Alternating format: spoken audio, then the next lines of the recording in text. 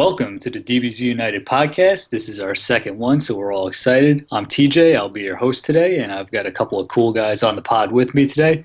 We've got Aaron, who you might know better as Mr. Waffles, and we also have Mark, who basically just goes by Mark Bolger, so you'll see him everywhere on Retro, on Octagon. He's always the same guy. So, fellas, say hello. What's up? How you guys doing? Hey, how's it going? It's Mark. Hopefully my audio's fixed this time.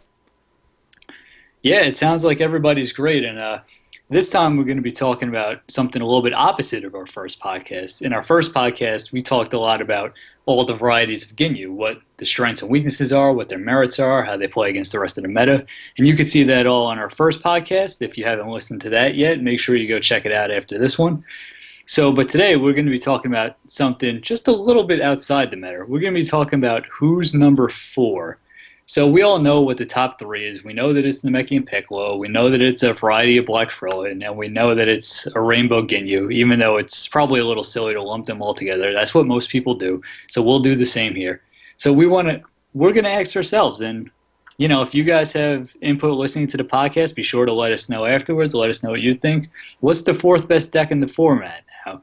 So we're going to talk about a lot of different decks today, and I'm just going to throw one out here just to start. And Aaron, you actually used to run this deck, so I'll start with your thoughts on it. But what do you think of Blue Godku? How do you feel like that sits in the meta right now? Yeah, with Blue Godku, I really liked the deck. I think what my problem was if you run a ball variant, you have a lot of dead hands sometimes if your opponent enters on you. So anything from Dragon Balls to the setups and drills can get kind of clunky, but I just love the consistency in terms of the beatdown that you can do. So you have access to Leaping Kick and Trap Strike. So those are 2 cards where they stay on the table to be used again. So against black, if they discard a card from your hand, you already have some attacks that stay on the table. So it can be one of the top contenders for sure. Yeah, definitely. I mean, it can hit for 13. I mean, 13 stages doesn't... I mean, it does sound like a lot, but 13 stages after 13 stages after 13 stages in one combat is crazy. It's definitely up there at the top 4. It could even almost be considered top tier if blue is slightly better. Yeah, so what do you think is holding that deck back? I mean, obviously it has big damage potential, level 1 that's going to be unmatched in terms of power, and it also has a great draw tactic, so it's going to get itself card advantage. But it seems like it's missing something, right? Yeah, I mean, when I played it, and I guess Mark can also agree with this, we felt like it was weird. You'd think it would be like a deck that you can just kind of blow out and dismantle your opponent, but Dragon Ball 6 kind of hurts you a bit. And also, Goku's power is a double-edged sword, so usually I try not to use it if I don't have to. If I'm going against black and I want to make a really good move, I would use Goku. So that way, if they use the master, I can just ditch whatever and just play my powerful attack instead of being forced to discard it or something like that. But I think the milling of Goku adds up for the most part. It really does. I think that's one of the biggest problems with that deck. I mean, that's probably the only thing holding it back is that you'll do damage that one turn where you hit 13 twice, but the entire game you've been milling yourself over and over and over again to get the extra card, or at least that's what I did, which is why I didn't get it to work very well. So I would essentially kill myself by the time the game was over. I'd be looking at my deck, but the person didn't even hit me because I'm blue, but I'm half dead. So, I mean, it definitely adds up when he uses power.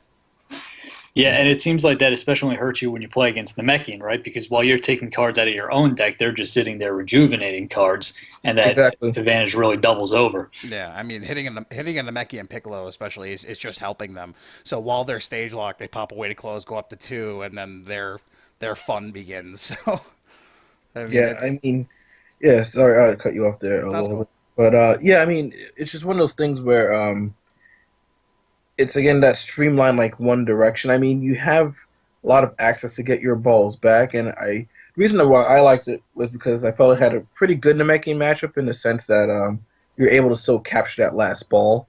If they have one ball, you have the blue tricks and stuff like that. But on top of if you're playing Godku with balls, every time you play a Dragon Ball, you mill yourself on top of your own power. And anytime Namekian plays a Dragon Ball, you mill yourself. So you're just taking so much indirect damage. You have to make sure your damage output is incredibly high and very consistent. Yeah, and that's the problem. It's not as consistent as you'd like it to be. You still get that turn where you have biting drill out and you manage to get like a leaping kick that hits for 11 twice, which is awesome. Occasionally you'll get two attacks in for 13, which could cripple their deck. But, I mean, if you're basing your game on one combat, it's probably not going to go well.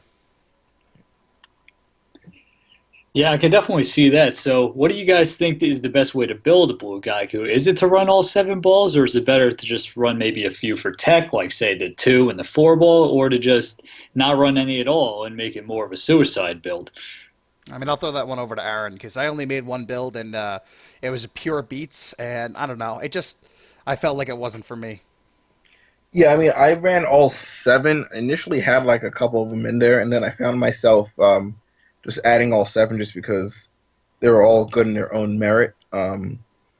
Obviously, Dragon Ball One plus lifting drill, your attack 2 plus 2 life. Ball four, I play. I stand by it as like one of the best balls next to seven. So it's always good for spot removal. I mean, I guess I would try and maybe play it with less balls, but when you do, you also run the risk of you can't like run blue trap strike.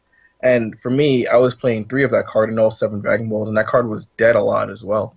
So if I would run it, I'll probably just run like maybe four, six, and like one or something like that, and probably just try and go for more of a beat down deck for sure. Maybe throw some energies in there. Who knows? Yeah, yeah, like a neck beam. It's always good to level. I mean, MP drop or raise depending on what you're playing against. Well, And yeah, I run that regardless just to gain the stages for the yeah, most from of going course, against yeah. this beat down deck. But even cards like blue, draining blast because the free energy for four, so it Yeah, doesn't. that's true. Plus, if they entered on you, you can always drop two stages, knowing you're going to get two stages back and hit for five. So, I mean, there's Yeah, always that. yeah, exactly. So I think I need to tinker with it some more, but I think it can contend. You things that by the time you're like setting up, Ginyu's also setting up. Krilling's also setting up, which you don't want Krillin to do. You want to go in hard. So Yeah. it's And if it's I tough. remember correctly, the most common Krillin San Diego Comic Con build doesn't have a lot of physical stops. So if you enter quick, you're probably going to get him on a dead hand. So Blue Godku might be the best way to do it. Yep. Yeah, I could definitely see that. You look at the Black Pearl and Comic Con variant, and you're typically only going to see somewhere between six and, I mean, maybe seven or eight physical blocks if they're really defensive, and then the black defensive burst. So typically, yeah, you can catch them turn one with a bunch of setups, and you could also do this against Ginyu too, and potentially stage lock them early, which is really the potential of Blue Godku, right? If you can jump out early with big stages and do big damage, you could really set the flow of the game in an early turn. Definitely. But I think that leads into my next choice would be Black Nappa. Because Black Nappa can do the same thing early on. Get rid of the allies that they set up, and he's just so strong. I agree. I mean, Um, Black Napa. It's. I think I've been the one that me and you built, TJ. I've been testing online recently, and usually turn one, I can knock out close to 15 to 18 life cards consistently now out of the 8 games that I played. yeah, and Blue Godku's weakness, or Godku's weakness in general, is physical attacks. So Nappa's like the perfect counter because it's like you either waste a card to get rid of Soppa's power, which was free. Hmm. So that's 4 and 1. So it really makes Goku's power levels insignificant if you have to take that damage. Exactly. His level one is hitting for 4 and 1, and it removes an ally. So it removes an ally before the stages even hit, and it's already doing stages most likely to the main personality because it's probably not going to be more than one ally out unless you didn't go first and they had like a god hand at the beginning. Yeah, and that's the real power of Black Nappa, right? You're already starting out with your ace in the hole as you have such a big advantage over Ginyu to begin with. So right there, that already gives you a leg up if you want to be in the discussion for the next set of decks, if you want to be in that tier 1.5 or the fourth best deck or whatever you want to call it. Yeah, I Yeah, definitely agree.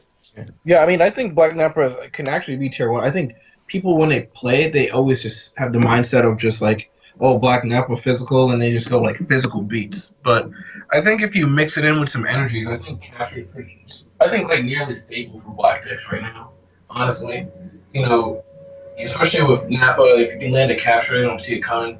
You're just taking away life every turn, and it does add up. So Yeah, exactly. Even if you're just doing stage damage and like even against a Saiyan, you're still hitting him for 4 and 1 life card. So that 1 life card over time just starts to hit him, and it's free. I mean, you're typically not leveling up with Black Nappa. You're always in B. You can even run some allies. Like in our build, we run Birder over Vegeta, which was a pretty interesting choice at first. But if you think about it, we're also running I think close to 8 or 9, maybe 12 energies, and now everything does X and 2 stages instead of X and 1 stage. And Hmm. while Vegeta would be nice to buff our physicals, we're not only about physicals, so that 1 extra stage on everything really helps out. Plus Frieza early on, we made it with no recursion in mind, so you just go in, you hit hard, and it does just that. If you can get Frieza out early against a Piccolo deck, you hit 15 life cards early. I mean, you're happy. It's the bottom line. Well, in one of my videos, I actually discussed Nail and Nappa, and I was discussing how, you know, Sane doesn't have a lot of access to like setup removal, and we saw it in the Sane Vegeta deck. That I'm going to post a video up later on today. But for the most part, I really like Nappa because of like Nappa's confidence. It has ways to get rid of setups, allies, just like removal, and that's what Nappa does in the show. He just like comes in and just wrecks face, Yeah, destroys everything, the town around him, the cities, the allies, all of Goku's friends. yeah, Everyone just gets totally. squashed. So being able to have access to with Black and cards like confidence and stuff like that, to really just What people never seem to realize about confidence is, if I do it on Octagon, people are always fighting with me saying I can't do it. But I'll play like if I've there are in my original build I was running like Goldo and Jace, and I'd use confidence on myself to drain my stages. I'd go down to 0 and I'd banish one of their things, and they'd be like, "You can't do that." It clearly says any personality. So you yeah, can use it on yourself. So I'd activate Jason Goldo, banish one of their things, and usually would equal a rage quit, which was always funny. But yeah. but I mean that Nappa's Confidence is probably one of my favorite name cards. It's definitely scary, but my only problem is when I'm playing against a black deck, it's the first thing they go for. Yeah. But yeah, well, that's okay though. I mean, anytime you play black, they're going to take something. But another thing that's great about Nappa's confidence in black, especially, is it can also turn into a mill card, right? When they have less than 4 stages, and then it starts to come out of their life deck. So when you combo that with cards like Black Foreshadowing and discarding Black Corruption to the Mastery, you can also get a mill aspect into a black Nappa deck pretty easily without compromising the integrity of the deck. I think one of my favorite things that you've ever done with that was I had 2 allies out on the table. This is when we were testing our build. And you used Nappa's Confidence on 1 ally, brought him down to 0, banished the other ally, then used your power to get rid of, I believe it was my Nappa on the board. So you removed 2 allies in 2 turns. It was so brutal. That's awesome. That's awesome. Yeah. Yeah, that's the thing. Nappa's got a lot of hidden combos and stuff, and I've run a few different versions of Black Nappa. I originally, in the early Set 2 meta, I tried the all physical version, which has some potential, but it right now the physicals just aren't strong enough, and it doesn't have enough juice behind it. Yeah, it But comes up you could short. definitely run things like Black Refusal and get a lot of tech in there, even if you're running just the physical version. But some of the things that we found with our sort of physical energy hybrid mark have been really interesting. I really love 2 cards that we have in there right now. We have Black Energy Web is major because it allows you to get offense and defense at the same time. Oh, yeah. And also, Interceptor Barrage is a real MVP because once you start having stage damage already from Nappa's Power, Nappa's Confidence, and possibly some other attacks, now all of a sudden you can take a card like Interceptor Barrage and that can turn into a 10-point bomb right there. Yeah, exactly. I think we're also running Enraged Assault as well, which is essentially the same card, just slightly different. You don't get the banishment; you get to choose through banishment and pick a card out. But I mean, what's nice about Nappa, since we're running the hybrid, it has so much endurance. We're running fist locks, foreshadowings. You have a bunch of one ofs in there that we're running 3 of that card. One of endurance. I mean that it can take a hit. You almost never lose allies. I think the only problem I could see the deck having is against another Nappa, because we're running allies, which has always been my issue with Nappa. I've always, since I first built it, I always felt that Nappa should run allies. He's like Ginyu Light. You can get him out with overpowering attack, or if you draw them, and he's just like you use the allies as you use constant ability allies like Vegeta, Birder, Frieza, Zarbon, and you just use them as meat shields. As well, not Zarbon because you don't want anger, but you use them as meat shields essentially, so you can run less physical stops. That was my original build idea, which worked really well. But I would always come up short. I'd go 3 and 1 1, but I'd never go 4-0 with it, which was always my problem with the deck. But having revisited it with the new hybrid, it works so much better. And of course, black being able to control the hand, so Yeah, it's yeah. always that benefactor in there. I mean, like I was discussing that from my other video, and I think it'll be cool. I mean, I guess it's best for Napa to stay at obviously one, I guess, but I would also like to see a Napa that levels up, to really utilize like level three or something like that. I think what makes Napa so great is just the one, just get rid of an ally, no problems. That's it. You know? Yeah, no, I mean, three is definitely the dream. However, you no longer get the immediate effect of removing an ally. Yeah, I mean, you're going to hit for 8-1, which is awesome. But I mean, if you really want to hit for 8-1, you could just throw Vegeta out there because then you're hitting for 6-1. You can throw a Berta, you're hitting for 7-1. You don't really need that extra stage. yeah, Um, Three, I'd rather be on one, honestly. 4-1, free attack, get rid of any allies. It's just simple. yeah, Yeah, well, I just think the problem right now is the card pool. I think there's in future sets where you could possibly see a Black Napa that levels up, but right now you have to compromise your deck too much with weak cards just to get Anger Gain, and that's a real problem. yeah. I Yeah, agree. no, I mean, you're not really going to run commands because you have better things to pitch, Yeah, stuff like that. So, yeah, I agree. Yeah, Yeah, so I guess before we jump off the Black Napa, so we think works pretty well against most varieties of Ginyu, we'd say. But how do you feel about some of the other matchups? It seems like the even when things go well, it's a little bit uphill against the Namekian Piccolo.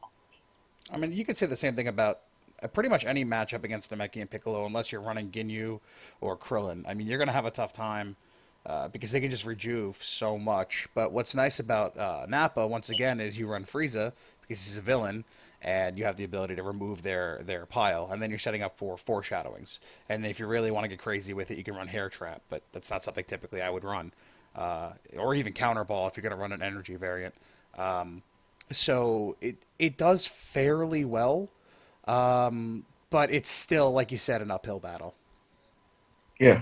I mean, I think the problem with Black Napa versus Namekian, you have that combat where you kind of go in. The problem is when Namekian starts to play the Dragon Balls, that's when they start to favor the Namekian player more because now instead of it being just a one-on-one kind of, um, I guess, one-on-one battle between attack, block, and all that stuff, Namekian brings the outside elements of setups and Dragon Balls, and I think the Dragon Balls really what pushes Namekian over the edge. In my opinion, I think the Dragon Ball is really the glue that holds Namekian together. Because of that, you get to reuse a constant, like certain effects over and over again. So, you know, Ball 6 power up, that can shut down an app or some, or at least slow it down.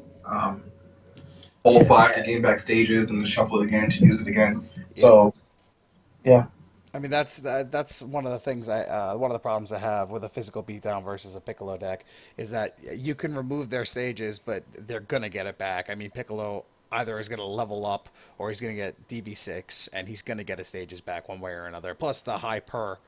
I mean, what is it? Three, yeah, three, it's three. four. I mean, it's crazy how much it purrs so early on, and it's physicals are not going to do that much damage to it. Yeah, and I think that exposes another weakness in a lot of black decks in general, which is the one thing to make Krillin top tier is it has access to criticals, and you don't really get that with Black Nappa unless you can get it through damage output. So that's where you can run into trouble if the Namekian Piccolo starts to get a few balls on the table early on. You probably won't be able to take them. Yeah. I mean, I don't think Black should ever get an auto crit card because then it might be a little too strong, but it does definitely pose a problem when you have to hit for. I mean, you do have high hitting attacks, but you have to hit for easily 5 life cards, and you probably could do it against Namekian if they're not running that much endurance, but you have to actually make sure it hits, and a lot of the times they have a stop. So yeah, so we'll circle back to more black decks because there are a lot of black decks with potential, and we'll come back to that idea, but we don't want to bog down the podcast in one color. And I think we've got a really interesting one right here. Aaron's got a deck that he's been using pretty often now, and it's working really well for him in a color you might not expect. So Aaron, what are you running right now, and what do you like as one of the better decks in this format? Everyone knows, man. Sand Trunks Trunks? Trunks. Same Trunks, man. I mean, Shout out to Greg. Shout out to Aaron, who sounds like he's in a boat right now. Can you Yeah, come closer to seriously. your mic or something? yeah, yeah, yeah. Basically, same Trunks. I mean, again, Ginyu was a big thing. Set one, I played it. I stopped playing it. I wanted to branch out to different personalities. I looked at Trunks, and even from set one, I was like, Saiyan Trunks is the anti-Ginyu deck. At that time, Black Krillin wasn't a thing, but even now, had a hard time against the meching because I couldn't really generate that much lowering anger effects. But uh, I just like it just because it just stomps Ginyu. I never had a issue with Ginyu ever since I played Saiyan Trunks. And just the ability to stack endurance. It lacks the power, but like TJ said, told me a while back, it's all about the card quality that you get from Saiyan Trunks, not so much about how many things you can do. I mean, if I can do five attacks and my opponent can stop four of them, what did I really accomplish? But if I can have like four attacks and my opponent can't stop any of them, I think that's the better trade-off in the long run. Yeah, definitely. You have an element of control that no other Saiyan deck is going to get. You're not going to get that with Vegeta. You're probably not getting that with Raditz. I mean, it's Trunks. Saiyan Trunks is the perfect anti-Ginyu. Yeah, I mean, and for those again who don't have access to Godku, it's a good substitute for the high power stages. So you have access to Saint Surprise and a lot of the stuff where you have a higher power rating or power level or whatever. So um, again, for me, that's always going to be the go to guy for Sane. I think it just holds the threshold of Sane together because you have Sane, which is really aggressive, but now you're adding a sense of aggressiveness with some consistency because now you get to fix your hand. And some people say, well, four cards is not that big of a deal, but it really does make a difference. That fourth card actually really does make a huge difference. Not only that, but the fact that you're rearranging them. So if like in your four card hand, like the first three cards, one of them has endurance five, well you can swap that out for a different card and stack it on top, so that way you can take an energy attack and stuff like that. So I just think it offers a lot of flexibility as well as aggressiveness and sane. So Yeah. I stand by the deck. Pat Covey did really well in New Hampshire with the side event playoff things. With Saiyan Trunks, it's not a sleeper deck for sure. No, not at all, man. I mean, I don't think I've even beaten your set two build yet. I came really close, but you were able to manipulate my hand in that last combat. And I mean, aside from, I was really upset that you weren't able to ruin my fusion. I would have been so happy, but even Yeah. so, you ruined my hand that last combat, and that's really all you needed. And you squeaked out the win. But and that was against Namekian and Piccolo, and you did really well. I don't think I can possibly beat that build right now, at least with what I'm running. Yeah. Yeah, Uh, well, Saiyan Trunks has a lot of interesting angles and a lot of other things that other MPs aren't going to give you and you won't be able to get. One thing that you can't gloss over is even if you get stuck on the one or the two for a while, you get the spot removal, and especially on two from the discard pile, talking about his constant ability. yeah. That could really swing games if you can pick the right cards out of there, and that goes a long way in something like the Krillin matchup. If you can throw away a Destructo disc before they can start recurring it, you could really get a leg up. Yeah. I mean, against Black Krillin, I haven't done as much testing as I would like to, but I'm always aware of the discard from the mastery. So sometimes I would enter with a dead card in my hand, so that way I can just full on get all the attacks in there. Again, for me against a lot of these decks, I go aggressive. Um, Usually, my hardest matchup would be for the most part Black Ginyu because of they can just scout maneuver Saiyan surprise. But other than that, since other decks don't have that removal, at least other Ginyu decks, that card's always going to be live, and I'm going to see it. So uh, again, my game plan usually against Ginyu is like Wall Breaker is too good of a card. I max out on that, so that way they can't body switch. So that way I make sure that when I get rid of their allies, that they can't get them back because they can't raise the anger. So I make sure I get I do really well against Ginyu for the most part, and the Mekian's always a toss up. But hopefully set three will bring some more flavor to Sane. You know. Yeah, definitely. I mean, I think Saiyan's time to shine will be when we get a new master, and hopefully new masters are coming in set four. But who knows? I mean, I know there's been some hinting at it in the mailbags and stuff like that. So we'll see what happens. But I really like saying as is. I just wish that the cards that are coming out haven't really gimped the style, but they kind of did. So Yeah, I mean, I think what I expect more, at least what I would want more for Saint Trunks, and this is just me spitballing here, just because I want that deck that to do really well. But I would want some more cards just to give more hand advantage, like we were talking, teaching and I were talking about in the video. Because with the Mastery, Saiyan already loses a victory condition, so you only have two ways to go about it: Dragon Ball and Beatdown. And I mean, Saiyan Trunks could actually get away with being a Dragon Ball deck because you can just stack endurance for the most part, and you can see your top four. So you can tinker with that, but for the most part, it has to be beatdown, which is fine. But you're only limited to so many cards in your hand.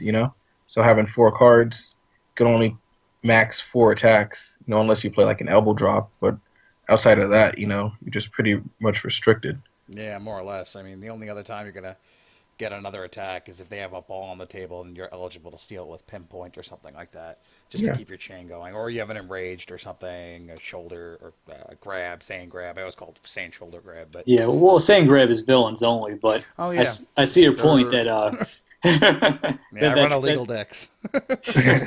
yeah, and Dutch. we have a good friend.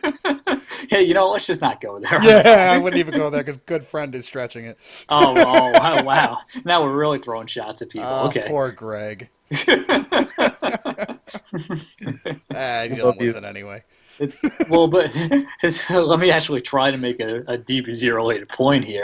Is that Trunks, since he has the high power levels and he's also a hero, which we're getting into right now, is and like Aaron has been saying, there's a lot of live cards. Enraged is almost always going to be a live draw because of the power level.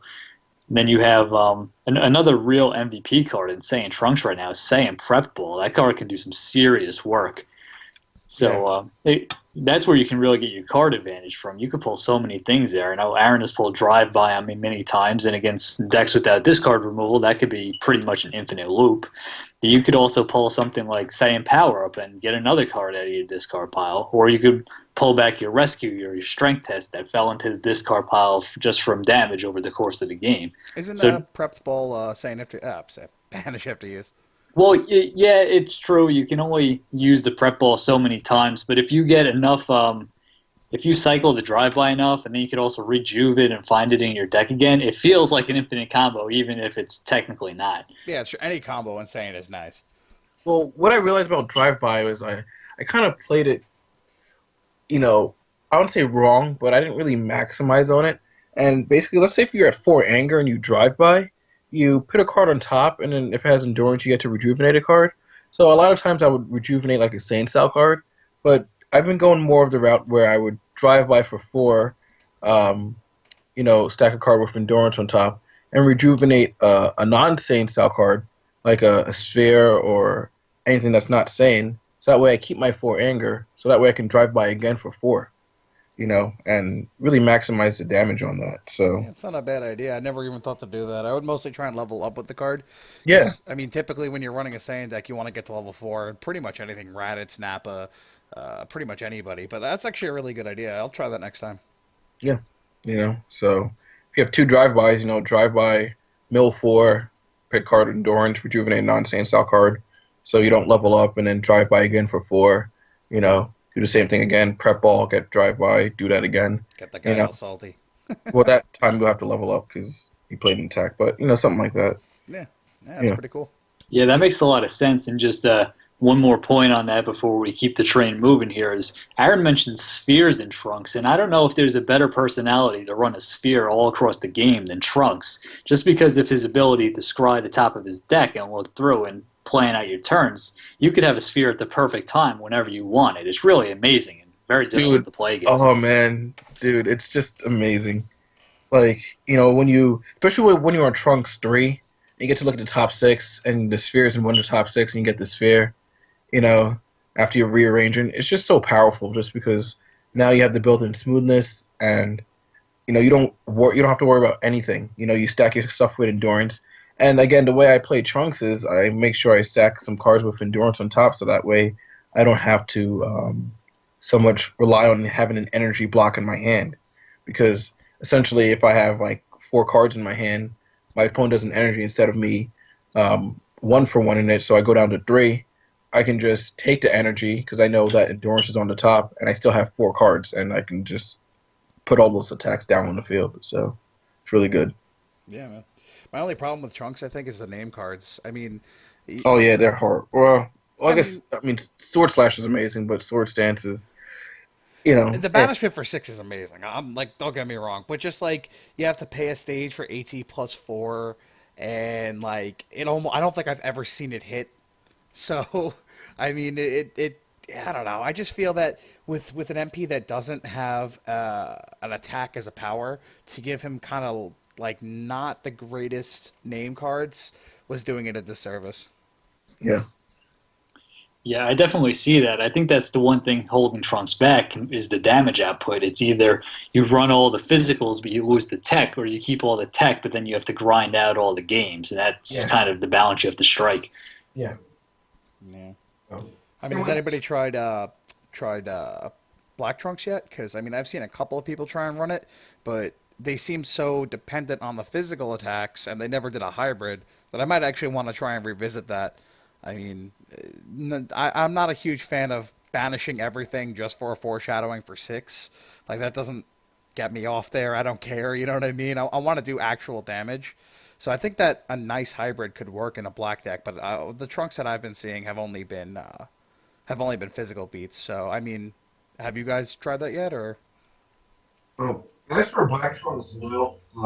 I just know from Sand Trunks, I actually tried to put some energies in there, like Focus Assault, and I'm still tinkering around with some stuff. But I think a mixture is good. I mean, then again, it's same, so I can gain the stages back, so it's more of a justifiable reason for me to run energies. But I think Black should run it too. I mean, it makes so much use of Black Swirl Trunks. Cards like Capture again, it's too good. And we're in an energy based meta right now, so energy weapon is definitely a must as well. Yeah, I mean, you're coming in a little more distorted, but I got the majority of that. I didn't even think about the capture aspect of it. I mean, you're probably going to be able to land a capture, and pretty much you could really get a lot of control out of a Black Trunks, and I definitely want to revisit that. TJ, let's build something.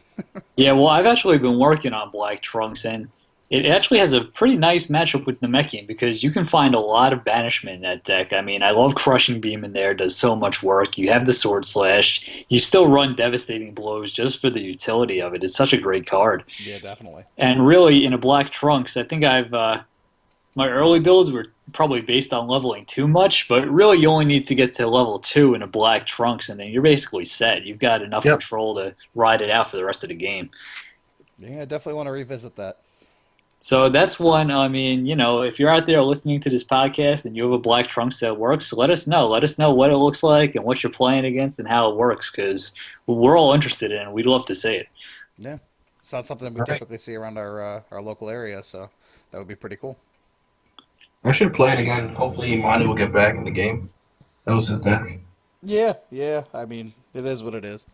Yeah. Yeah, well, he's not coming back. He quit and sold his cards to me, so And I'm not giving it back. that's why he didn't sell me that much. He sold me like one confrontation, but he's at the game. Yeah, yeah. Some people don't like the game. I guess it is what it is. I actually like the game. It's just like, I guess, certain aspects of it, which we don't want to get off on a tangent, but it was just like the Yeah, ally thing. yeah. I mean, nothing can be perfect in set two. But moving on to the main topic here. Yeah, well, that guy we mentioned, his problem with it was that he was always playing black and he was running into trouble with allies, which, means trouble with Ginyu, and that's a problem right now. But this one deck, if you can get set up, you might not have a problem with Ginyu. And I'm talking about Black Piccolo. If you can get to that level 2, you can really do some nasty stuff with that deck. Oh yeah, Black Two is probably just slightly under Blue Godku in consistency, but I think that it's one of my favorite decks to play as, but I definitely don't want to play against it. Yeah, I mean, Black Piccolo for a while was just wrecking our local scene. Brendan Ackerson, great player at our locals, plays Black Piccolo. It's such a dirty deck. I mean, it's one of those decks where you have it's one of those passive aggressive decks where you know, pass, command, gain anger, corruption, banish two, and especially like when you're using Pickle level 2 to discard a corruption, it's brutal, you know. Yeah, definitely. I mean, you're at that point. They're banishing top two, milling two, you're rejuving two, one of which is the corruption, which is always awesome because you definitely want it back in the deck, and you don't even have to draw the card. So I mean, at that point, you just gapped at 6 life cards, and it's so good. And if you do draw the card, you get the critical damage effect, which is always helpful against pretty much any deck. But you know, it's still Yeah. you're gapping the life deck a lot right there. Yeah, well, what someone explained, I think they were explaining me the deck is Piccolo in itself makes up for what Black lacks. One being critical effects, and two being able to regenerate or rejuve these really good Black style cards. Where in most decks you rely like on DB7 or something like that to put them back, or VTP. This deck can just constantly rejuve. And don't forget, Piccolo's attack is 4-1 for one stage. That's good. Yeah, definitely. I mean, if you get up to two, and you've been on there for a couple of turns, and somebody drops you down, it's not the worst thing in the world because you still have a purr of three and an attack that costs one that hits for 4 and 1. I mean, Yeah. you've probably done the damage on two, unless you're against a Ginyu or a ball deck and you need to get those balls. But for the most part, I mean, you can do the damage on two, drop back down to one, you'll still be fine. Yeah. I mean, even getting Wall Breaker at 1 is not an issue. Because again, you still have your 4-1 where you're rejuvenating. And then over time, that adds up. Think about it like in just over time, it just really adds up that one life card every turn. And then your opponent taking 4, potentially. Yeah, I mean, how many times can you stop it? I mean, that's what's so brutal about energy-based attacks in black. It's just that everything adds up. It's like, okay, so they have a built-in attack on their MP, and then they presumably have 2 to 3 attacks in hand, and I probably have 2 stops, so I have to eat 1 card. So Yeah. I'm in 1 attack. It's like, do I take the risk and let that go through, and then try and stop another attack, or do I stop this and hope they don't have another attack and they were just trying to bait me? So it becomes really risky at that point. Yeah, I agreed. Yeah, well, it depends on how the Black Piccolo deck is built, though, right? I mean, we've Yeah. seen a bunch of different varieties of it in our locals. I also want to shout out a few other players. We saw a guy named Parker plays it in our locals a lot, and he plays Right. he plays a very methodical, very grindy one that really just wants to sit on two and grind you out. But I've also seen other ones. I saw a guy named Adrian play one recently, and we've seen other players. Well, even Mark played around with it for a while, and some people make it more aggressive and play things like black captures and black energy webs and things of that nature. And even Brendan, who we talked about, he plays his to level up, and sometimes he'll even go past two if he feels like the situation calls for it. Yeah, So there's John over at Legendary also plays one of those. John Raga. He plays one that I believe he was playing one that got to level 4 against a Namekian Nail once. I was pretty impressed at that. He was, I think, every time he was going up against matchup, he was almost angering out, which was pretty cool. Yeah. Yeah, I saw that game. He was a move away from MPPV, but the nail player got there first. That was a very interesting game. Yeah, it almost out angered a Namekian deck. That doesn't happen that often. No. But yeah, but that shows you the strength and the weakness of Piccolo, right? Is because if you get on that level 2 and you also have smoothness stroll out, then your card advantage is through the roof. Yeah. But if you don't get to the level 2 and you can't get a smoothness stroll out, then all of a sudden you're just a pretty good energy beats deck. Yeah. Yeah. Yeah. One person we haven't talked about, one MP rather, we haven't talked about at all, which I think has potential, but I've only ever seen it work recently, would be Nail. And Nail and the Namekian Beats, I would have to say, is I wouldn't say number 4, but it really has potential. Yeah. I'm talking about TJ's build actually, because it decimated like 9 of my builds backhand over and over and over and over. It was so mean. Yeah. Yeah, I've been having a lot of fun with that actually. Yeah, if we want to hop off the Black Piccolo that quickly, although I'll just say the Black Piccolo for me, I know it has its weaknesses, but somehow I feel like I can never trigger it. I can never lower it down because it seems like the 2 ball, especially with like a Namekian deck that might have it, or some of the Black Krillin decks with all 7 balls that might have it, that could be a real problem for Black Piccolo. But it seems like when I play against it, I can never make that happen, and it just gets the 2, puts out the smoothness drill, draws an extra card with the level 2, uses the mastery, and it doesn't even have to attack, and I'm ruined. That's true. I mean, it's definitely a brutal deck. So that would be what I would say. But if we're talking about the Namekian Nail, that deck for me to play it as a strict physical beats deck is a lot of fun. It's so much fun. There are so many cool little combos hidden in there. You can actually do a lot of things with it. And I'm surprised that more people haven't played it that way because it's been pretty clear ever since we saw the Set 2 previews and the Set 2 leak that Namekian Nail was designed to be the physical beats Namekian MP. And many people just sort of ignored it when they figured out it maybe wasn't as good as Piccolo. I think the problem with that was people were trying to treat it like an MPPV deck, but they would get to level 2 and stall out because there's just no synergy with the mastery for Nail. Um, so they were playing it wrong, essentially. And not everybody. I'm sure a bunch of people played it right. But I mean, for the most part, when I first picked up Nail and I tried him in Namekian, I was playing him wrong. I was trying to anger out, and I was like, well, this is doing nothing. I'm really leveling slow. Why wouldn't I just play Piccolo? But a pure beats deck, just like, you don't really expect it. And on level 2, if you stop, like, you're going to start letting attacks go through, but a backhand, you're going to have to stop at least one of those. So you're going to end up milling 2. Because if you don't stop 1 and you have no stages left, I mean, you're taking 3, and it's essentially a mill of 3, but you can't use endurance, you can't do anything. So I mean, it's just pretty brutal. I agree. I mean, that's also another personality that gives Goku God. Hey, Aaron, are you trapped inside a bottle or something? Is Yeah, your man. ship You, in you, there? You can't hear me? no, we can hear you now. You just far away before. Oh, sorry. Yeah. Nail for sure is another MP that gives Godku a hard time because again, 2 life cards every turn. Um, if you stop it, you mill one on top of Goku, where you're now losing 2 cards. So Namekian Nail gives Godku a really, really hard time, on top of the Dragon Ball milling and all that stuff. So I think I said Nail is definitely he has a really good name cards. I really don't know why people don't really pick him up, but again, they prefer Piccolo because of it's easier. Who likes to grind out games, right? Yeah. Well, I mean, let's be honest. If you can get an easy, quick win and it's still fun, you would choose that over a nice, grindy, long. Am I gonna win? Am I gonna lose game? But I mean, Nail's name cards are just amazing. Like AT plus 4, get an auto crit, and shuffle back in if it hits. I mean, that's so good in Yeah. any style. I mean, it's searchable by overtime, which is amazing. I mean, Heritage is good on its own. So his name cards are really, really powerful stuff. So I don't think people should really underestimate Nail. For me, if I played Nail or anything Nail, I would really want to try and get to level 2 outside of Blue. And Red, obviously, because you probably just might level up more than that. But Yeah. for the most part, I think level 2 is just such a powerful personality or level to be on, sorry. You know, it forces now all the stuff, all your heavy hitting stuff to now, take it or take it. That's pretty much it. Yeah, definitely. I mean, like, if we look at level 3 nail too, it's like a built-in reprimand, which is insane.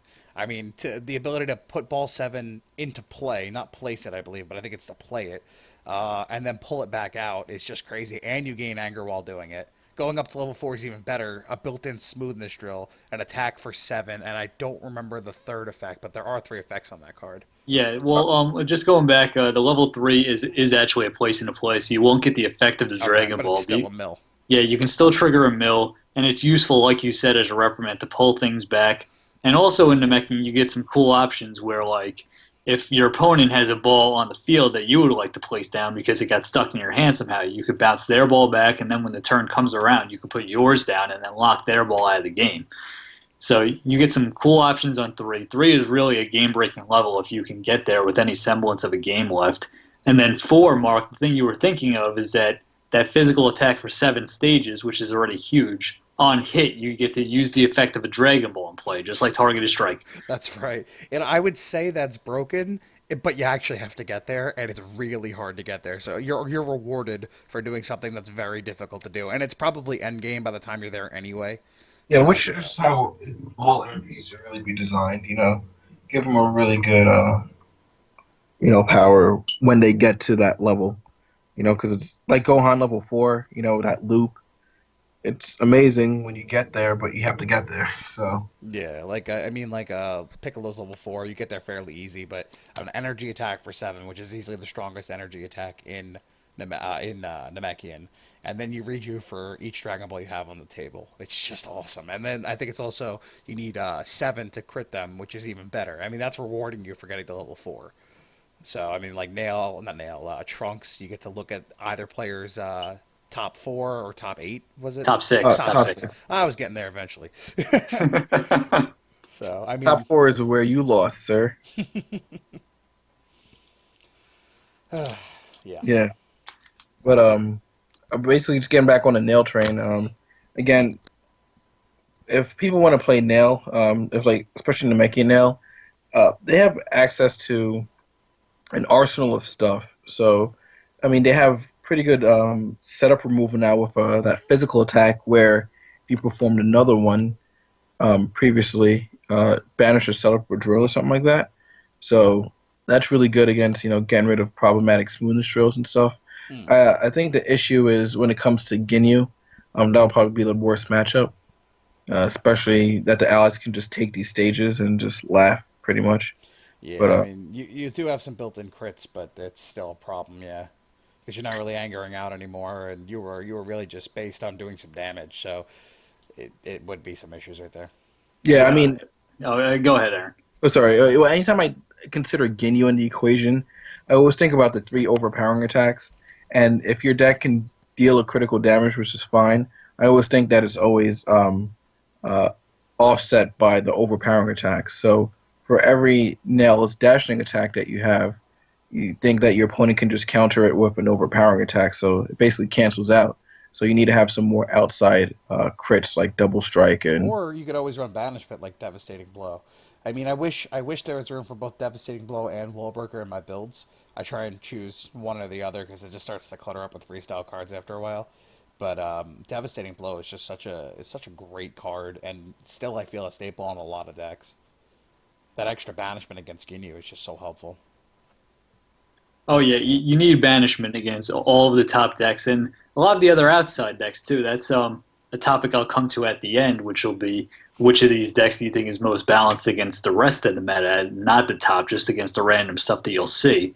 But while we're still talking about Nail for a second, I'm actually running, I believe, both Devastating Blow and Wall Breaker, and the reason I'm doing that is also the reason why I think Namekian Nail physical beats can still work in this meta sometimes. Is that I cut down to I think 3 pure physical blocks, and I feel like a lot of people are moving in the same direction because there simply aren't that many good physical decks right now. So you could really take advantage of that if you make a hard turn the other way and play tons of physical decks, tons of physical attacks, I should say, in your deck. Yeah, definitely. I mean, the meta is going to shift soon because everybody's running energies and no one's running physical stops, and we've noticed it at our locals, so we're trying to switch back. But I mean, I'm just waiting for set 3 at this point. So I wonder if it's going to be physical based or energy based. I don't know. Well, speaking of set 3, we were talking before about how Overtime could search out Nail's dashing attack, and I don't know, have you guys been keeping up with the Panini blog? Not too much. Not really. Yeah, I glazed over it before, but I didn't. Oh, you guys, Richie's been dropping a couple nuggets in there, and he's been not revealing total details yet, but this is the closest thing to a spoiler we're going to get. He said that one of the Namekian eligible MPs, so we know that means it's either going to be Garlic Jr. or Ward Slug, is going to have an energy combat that performs a physical attack, which will be obviously searchable with Overtime. So that could be tasty. That could be something to think about. Yeah, I mean, we already have that right now with Nail's dashing attack, which is pretty cool. Yeah, So, it's useful, but it'll be interesting to see in set 3 now you have another guy who could do this, and that'll be a nice combo to keep in mind. Yeah. And the villain. Ooh, also true. Yeah. Trying to think, but so Garlic Jr. isn't a Namekian? I don't think so, but he might be able to use Namekian style because he's so closely tied to the Namekians. Yeah, I think he's going to be Namekian eligible, but I don't know that much about how the old game worked, so I could be wrong about But that. then again, they made Pycon Namekian because he looked Namekian, so That's racist. that's Straight incredibly racist. racist. Everything about Pycon was racist, though. Well, Namekians aren't they like supposed to be like the black people of the group? No, not really. Well, Python has the lips, and Piccolo just always everyone Yeah, knows. but Pycon really wasn't Namekian. Oh no, definitely not. But it's just like, hey, You look like one of these guys. So we'll just lump you in. All right, I can see it. Fair Hey, enough. You all look the same. Oh, Jesus. yeah, you know what? I have a theory about this too, but I'm going to say it off the air because it's just too racist. I can't do it on the air. And no one's going to listen to our podcast ever again if I tell you who's really the black people of DBZ. Well, let's be real. I'm probably like the only black guy that plays. So. What are you talking about? We got No, like, didn't we just go through this the other day at yeah. Grim? How everyone in the world should love DBZ, but especially Aaron was saying that all black people love Dragon Ball Z, right? No, I don't think it Yeah. was Aaron. I think it was like Dexter's friend was saying that. Oh And he yeah. goes to Dexter. He's like, Dexter, you like DBZ? He's like, hell yeah, I like DBZ. That's true. DBZ's amazing. Yeah. Black people love it. I mean, even just reading the comments and stuff like that, they always post something like a meme or something like that, and they always have like a Dragon Ball picture on their Dragon Ball Z picture. Like our buddy Frankie from our locals, who happens to be a black guy who posts memes. I mean, if you guys go on retro, you'll see it. Yeah, Frankie likes his memes. But all right, before this podcast gets too NSFW, let's say, let's get back into the decks. So we talk a lot, or at least I try to bring it up a lot about how things match up against the top decks because you have to have a plan whenever you go into a tournament. I feel about what you're going to do when you see one of the top decks and how you're going to try to beat it. But what makes them top decks is that they're so stable against everything else. If you show up with a deck that's not top and doesn't have a plan for a top tier deck, whether it's Namekian Piccolo, Ginyu, Krillin, they're just going to wreck you right away. So we want to see out of all these decks, what do you think is the most stable against the rest of the random decks out there? Whatever a random Joe brings in and sits in front of you with, what deck are you most comfortable with that's not one of the top three? I'd say between Nappa and Trunks. Yeah, I mean, sometimes I'd have to also say, oh no, Piccolo's top three, obviously. So I was gonna say Black Piccolo, but I mean, I guess the deck isn't top three. I would say, yeah, Nappa, Trunks, or Black Piccolo would be I'm most comfortable with. Yeah, I mean, I'm probably right there with you guys on all of those. I mean, for me, I'd probably play Nappa because I have the most experience with it, but I really should play Black Piccolo because no matter what it is, you can just dismantle their hand and discard things, and it doesn't really even matter what they're playing. Yeah, because Black doesn't care what you're playing, and Piccolo doesn't care. I mean, again, with Piccolo's extra action, what it does is it has a lot of synergy with the mastery, just like any attack or any action, and basically forcing, 4-1. It's like, okay, if I take this, I have to eat this damage every turn. If I block it, then that's one less card in my hand, and then that makes it easier for you to play other stuff like capture, and just pick apart your opponent's hand because they go -1 for your free attack. So having Black plus power is really good in any Black deck, pretty much. Yeah, yeah, I definitely agree. But I mean, we've been doing this for about an hour, so I think it's time to start wrapping up. Yeah. Sounds Yeah, good. I'd say so. I mean, they'll probably be just about it for this episode. I guess we should. There's two colors we didn't talk about today, so we'll just throw this out there real quick. So there's no red or orange decks we feel like are in the mix at all. Maybe Red TN, but it's definitely not a top four. Not even close. I say it's five. Because it's just so inconsistent. Even if you could play it really well, but that is probably the most luck-based deck that I can think of. Because if you luck into a sacrifice or into a TN's prep, I mean, you could go from 1 to 4 in one combat, or you don't, and you get Wallbreaker to 1 or 2. So, I mean, it's red probably isn't there right now, but we'll see for next set because I'm hearing good things. So, I mean, And as all for the previews are all the little things they've been mentioning on the blog. Yeah, and as for orange, no, I mean I tried to make orange Trunks work, which I'll have to post a deck list. As you guys know, I tried. I mean, I love the concept of it, but Goddamn Gallic gun! Tried so hard and got so far, but in the end, didn't even matter. That's true. didn't Words matter, to live man. by. Park, man. But yeah, with orange, I don't think we really found like a really good personality that can really suit orange well. Again, orange physical beats kind of lackluster. Oh, so bad. Then Goku just makes it easier for Black to pick apart the hand if you want to get that drill so badly. You have to discard a card, and then Black was like, okay, discard a card for free. I'll just make you discard another card, So, It's just really hard. Just I think what Orange needs is cards like in combat to gain stages. Um, uh, right now, it just takes too much time and setup, and all the other decks are just faster right now.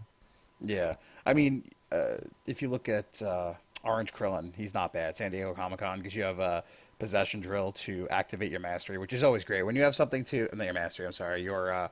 MP's power. Yeah, when you have something that activates your MP's power, I mean, it makes it significantly better. So in set one, he wasn't the greatest, but in set two, he's a lot better. Yeah. Yeah. Yeah, so I could see that too. And like you were saying there with Orange, once you activate Krillin's power, that in turn will actually activate the Mastery because now you scored a critical. That is true. Yeah. Yep. So it's got a little bit of synergy, but again, it takes a lot of setup. So it's hard to see that. And like you guys were talking about, Red just too many combos, too little time. It never seems to come together. But hopefully the power boost that they were talking about in set three for Red in the Panini blog will shake things up a little bit. Yeah, hopefully, and hopefully they're not just lying, because that would stink. Because I heard Red's going to be so much better deck set, yada yada yada, and it wasn't. So I mean, it was better. I shouldn't say it wasn't. It just didn't hold up to blue and black, and hopefully, they start to even out these styles here because blue and black got a huge buff. So let's not see them get buffed again. Maybe just saying red and orange would be nice. Yeah. Forgetting Namekian, they're already buffed. Yeah. It's literally just you set one stuff and That's what I'm saying. You never have to give them new cards, and they'll always be competitive. Probably even up until set four. But yeah, Absolutely. So I guess we could wrap up there. We'll just throw this one little tease out there since we're talking about Red that we might have a special guest on to talk about Red in the future. No promises and no specifics yet, but keep listening to the podcast. Maybe in the next couple episodes you might see something interesting. I want to spoil it right now. I think I'm going to It's spoil me. it. Yes! No, you weren't supposed to say anything. Oh, sorry. You can't Aaron want to talk Storm. about Red because you're black, Aaron. Come Yeah. on. So think red, and then you might get an idea. Think red in New York. I'm pretty sure you could figure it out. Oh, Spider-Man's going to be on? Yeah. All right. All right, so so for everyone out there, we are the DBZ United podcast. So make sure you tell all your friends if you have any, and definitely listen to the rest of our podcast. No, they're listening to this podcast. They definitely don't have friends. And well, what's for it all say you about guys- the guys talking on it, right? But And don't forget to subscribe to my YouTube channel, Mr. Waffles. I would always be posting up links and stuff like that, and I have a special treat for all you guys out there that or who watch and subscribe to my videos. A new concept that would hopefully help really put things together in perspective for newer players as well as players of now. So check that out. oh, sounds Yeah, good. well, Aaron, do you want to plug that in a little bit more detail? We got a little bit of time here to do some plugs. We'll probably do a little bit more for DBZ United, just to let everybody else know what else we got out there. Before we Shameless turn this one plugs, off. man. Oh, there's no shame in our game. That's what I'm saying. Yeah, well, I guess I might as well say it since it's coming out tomorrow. But it's basically this new segment called Deck Doctor, which I'm doing on my channel. And what it is you guys PM me a deck list that you guys feel that it's not up to par. You guys want to see it work. And what I'll do is I'll make the changes to the deck as well as make a video explaining why I made these changes.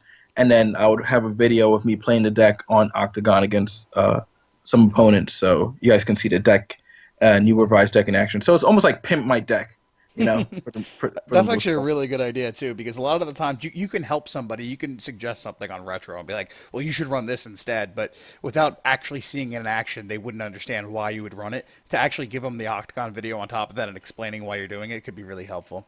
Yeah. So new segment, completely original, never before seen on any other YouTube I'm channel at all. copying that right now. It's going to be on our YouTube channel, DBZ United. I'm stealing that. It's called Deck Doctors. There's 3 of us. I love you. Pimp my deck doctor. Yeah, that's right. So that's Mr. Waffles on YouTube. You can check out that video. Yeah. And speaking of stuff we have on DBZ United, Mark, I think you've also got some other giveaways planned out for our Twitch channel, right? If That people want is to follow us on Twitch, that's twitch.tv/DBZ United. We stream all the time on there, so check us out. There's always something to watch.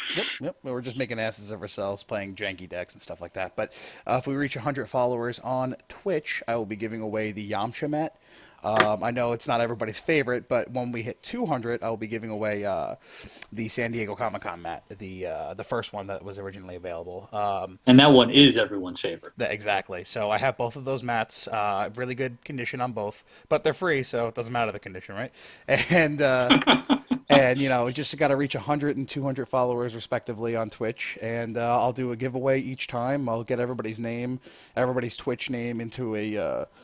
I'm sure I can find a website or something. I'll do it It's a stream. randomizer. Yeah. I'll do it on the stream so everybody can see it, so there's no hijinks or anything, and no DBZ United member or admin could be part of it. So it'll be completely random, and I'll try and track that person down, get their information, and send it out to them.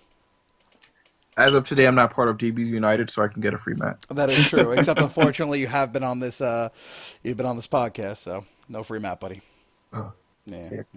Yeah, Also, on top of that, we also have the case event, which is going to be at Plainview, New York, Legendary Realms. That will be July 12th at 12 p.m. First place is, God, I don't even know the price breakdown off the top of my head. Probably $6 or something like that. And then it's going to go down from there. We'll have the Roshi prize for 9th place. It's going to be shrouded in mystery just like last time, but should be pretty fun. Aaron, I believe you won the Roshi prize last year. If you want to give him an idea of what I it got was. 9th place, just missing top cut. TJ got 10th. So we're both there, just by minor few percentages. But can I chime in one more thing before Yeah, absolutely, man. Yeah.